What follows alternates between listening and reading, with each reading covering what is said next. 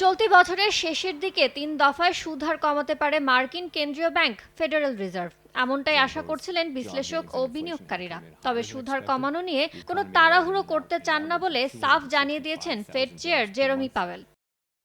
চড়া মূল্যস্ফীতির কারণে শীঘ্রই সুদ হার কমানো হবে না বলে জোর দেন তিনি। অর্থাৎ ঋণ নেওয়ার ক্ষেত্রে উচ্চ সুদ হার গুনতে হবে আরও কয়েক সপ্তাহ।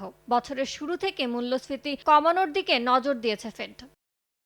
মঙ্গলবার মার্কিন ও কানাডিয়ান অর্থনীতি বিষয়ক এক প্যানেল আলোচনায় জেরেমি পাওয়েল মূল্যস্ফীতির বর্তমান চিত্র নিয়ে আস্থাহীনতায় ভোগার কথা জানান। এক্ষেত্রে মূল্যস্ফীতি যতদিন পর্যন্ত চড়া থাকবে ততদিন পর্যন্ত প্রয়োজনে বর্তমান সুদহার ধরে রাখার কথাও জানান তিনি। সুদহার ৫.২৫% থেকে ৫.৫%-র মধ্যে স্থির রয়েছে, যা বিগত ২৩ বছরের মধ্যে সর্বোচ্চ। গত সপ্তাহের সরকারি তথ্য বলছে বছর ব্যবধানে মার্চে যুক্তরাষ্ট্রের মূল্যস্ফীতি ছিল ৩.৫%, যা ফেব্রুয়ারিতে ছিল ৩.২%। এ হার ২% রাখার লক্ষ্য নির্ধারণ করেছে ফেডারেল রিজার্ভ। ১-২-৩ ঢাকায় জমি জিতে নিন ১০০% ক্যাশব্যাক সহ ২০ কোটি টাকার পুরস্কার।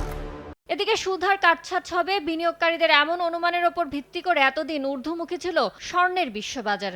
এক পর্যায়ে প্রতি আউন্স স্বর্ণ ছাড়ায় $২৪০০ মাইলফলক। কিন্তু অতি শীঘ্রই এই কাটছাট হচ্ছে না এমন সংবাদে কমছে স্বর্ণের দাম। বর্তমানে স্পট গোল্ডের প্রতি আউন্স লেনদেন হচ্ছে $২৩৮৯। ইয়ানুর শিফাত, সময় সংবাদ।